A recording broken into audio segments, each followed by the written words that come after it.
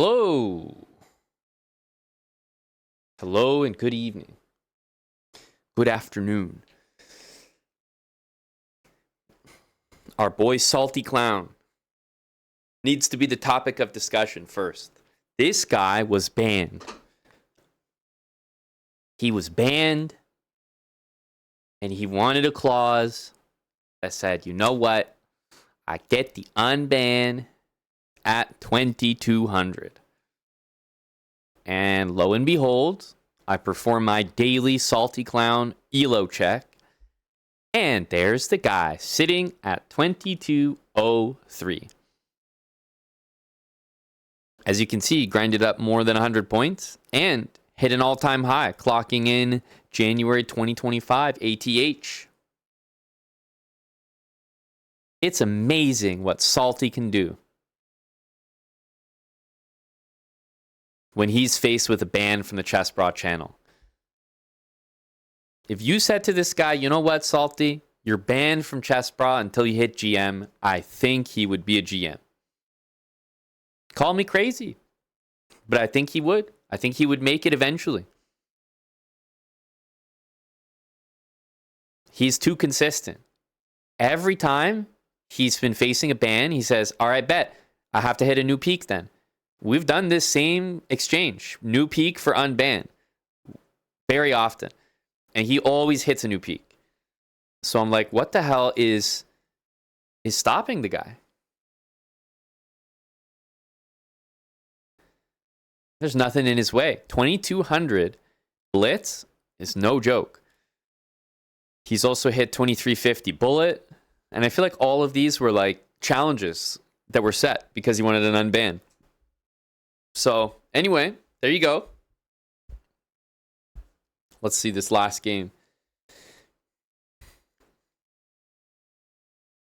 This was Salty gaining more than 100 points and peaking at 2,200. Does anyone else have any 2025 peaks they'd like to share? I have secured mine. Anyone else? What was the ban for? Oh, dude, people get banned all the time here. Marbles, ban matches, sub battles. You know, it's hard to remember what Salty was locked up for last. He's got such a track record. Hey, Casino Duck. Oh, yeah. Salty's not going to be queen trading there. Oh, my God. Salty won this game? It's crazy. Oh, my God. Salty won this game? What? This was the game for 2,200? I guess the guy's playing hella slow. He's at a minute 15. But still, down a piece and a queen trade? Salty must have been sick. Oh, absolutely sick. Oh, the guy doesn't play 93? I mean, the guy's slow as hell, though. He's at 29 seconds already.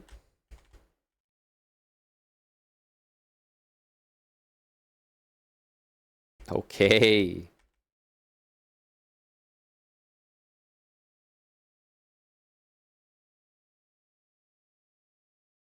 Yeah, it didn't matter at this point. Salty knew that he had the dub. Holy smokes. Okay, that's not the game I was expecting. You know, for the game that made him 2,200. But that's Salty in a nutshell right there. Apparently he was streaming for 36 hours. 36. He said he was not going to end the stream until he damn hit the goal. And he did. That's dedication right there. 36-hour stream. I haven't done a 24-hour plus stream in a long time. I mean, the stream is very active here, but at one time, I don't think I could pull out what Salty just did.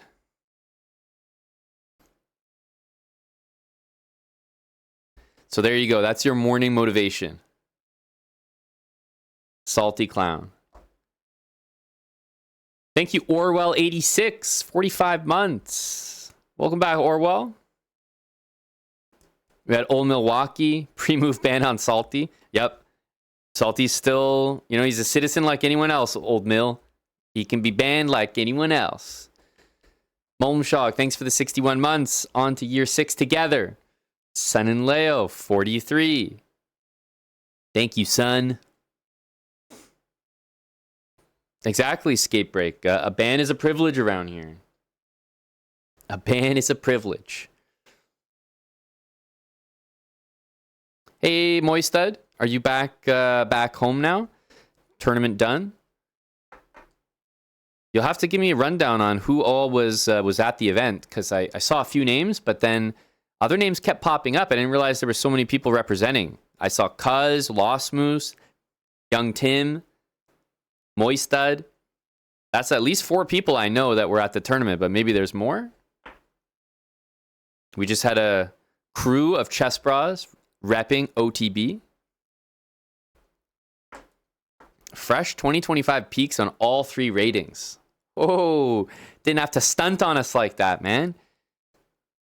Everyone else has, they can't hold a candle to you. Peaking in all 3 ratings in the new year. I mean, you can coast till the end of the year now. No pressure.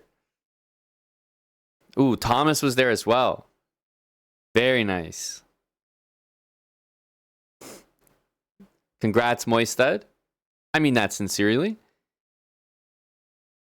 Getting an OTB peak in, very valid, and it will count for 2025. Lost Moose, I heard good things, my friend. I feel like I should say congratulations, but you'll probably have to tell me yourself exactly what happened. But I heard that you either tied or won outright your section.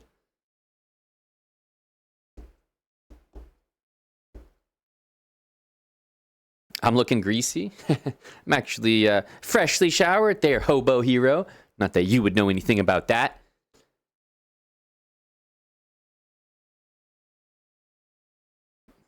You won your section outright? Damn. W for Lost Moose. Congratulations, bro.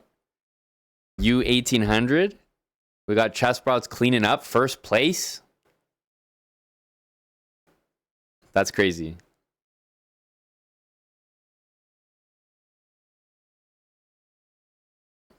Any games you're particularly proud of, Lost Moose? Hello, JKA. How are you, buddy? I feel like I haven't checked in with you in a little while. Are you a big fan of freestyle chess, JK Russia? For those that don't know, freestyle chess, Chess 960, is coming this Friday. Exact same format as Title Tuesday. And every single week, it happens at the same time as Title Tuesday, except it's on Friday.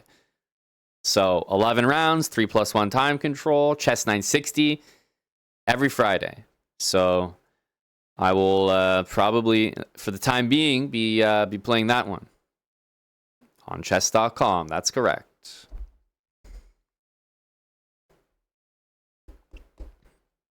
Get one fun tactic. You want to send me the game, Lost Moose? Only if you want to. On Discord, we could check it out. You wouldn't grind it out? Yeah, I feel the same way. I'm not sure I really love Chess 960. Wouldn't say I'm the top Chess 960 hater, but I'm definitely not that interested in it. However, if they're running a weekly tournament, I'll definitely play.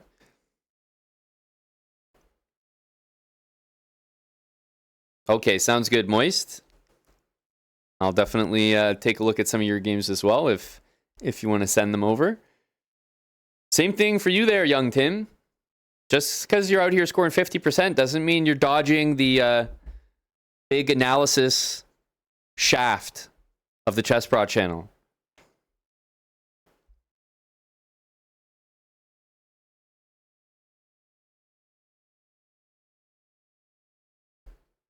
I saw Tim was grinding, yes. He was under 1,500 at one point. Crazy.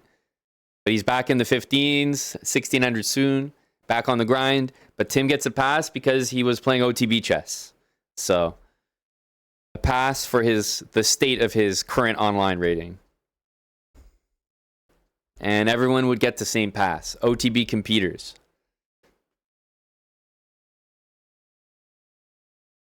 However, Tim does have to rectify the situation soon. The IRS will be on him shortly if he doesn't get his documents in order.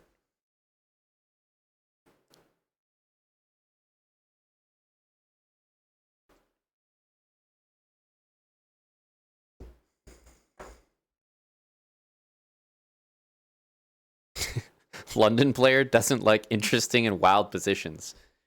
Shocker. Shocker.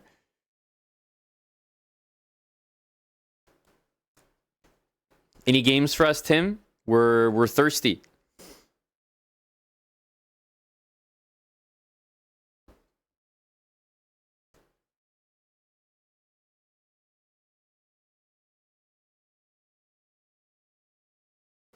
I feel like Lost Moose, even if it did have the eval, it probably would be okay.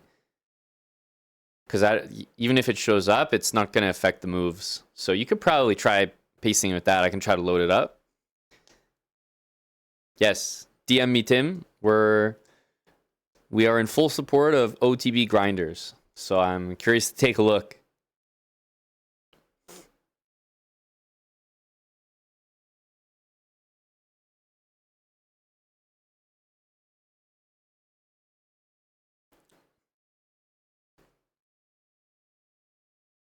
You won't send the wins. That's fair, Tim. If you won a game, it means you probably played perfectly.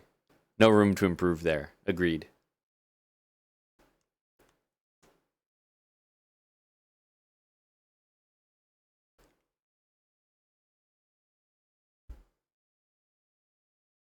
Okay, 97%. I take it back. They weren't perfect.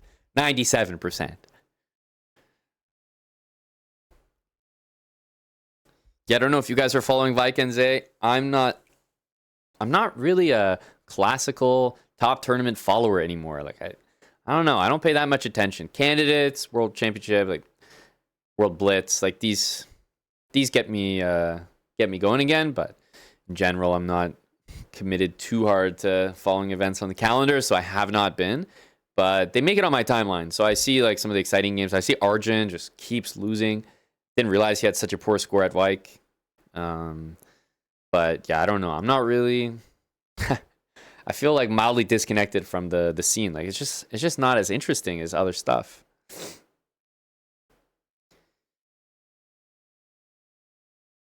Eric's just away for the week, Black Duke, but he was streaming like a couple days ago as well. And if you haven't seen Eric stream in a little bit, it might be because he's been streaming on Kick mainly, and we stream a lot of hours there. So might be a good place to follow if you're missing the Chief.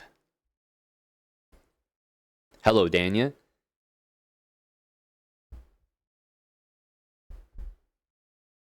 Yeah, that's actually facts. I don't think I do either. I'm commentating an event and I have a rest day. It's an actual rest day. Like I'd be resting on that day. You won't catch me tuned in to the full broadcast on the day I have off. Hell no.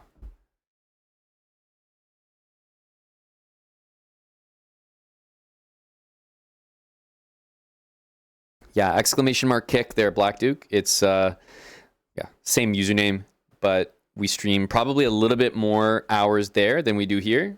For example, today we're streaming a couple hours on Twitch right here. Then I'm gonna end the stream, head over to Kick, and we're gonna stream for the rest of the day there. So yeah, if you've only been checking Twitch, it's possible that you have missed your fair share of Eric Hansen streams. They happen a little bit more often on Kick lately. Yeah, I actually suffered, Danya. I was never going to suffer to commentate it live, but I did, make a point to wake up like 8 a.m., 7 a.m., 8 a.m. every day, right when it finished to get a review out. I don't know how fruitful that was, but, we did it. Smart or not, we did it. And that was killer. That was a blow to the schedule. JK, were you here for the last lecture? I see Lost Moose has a game. Let's see if we can import this successfully.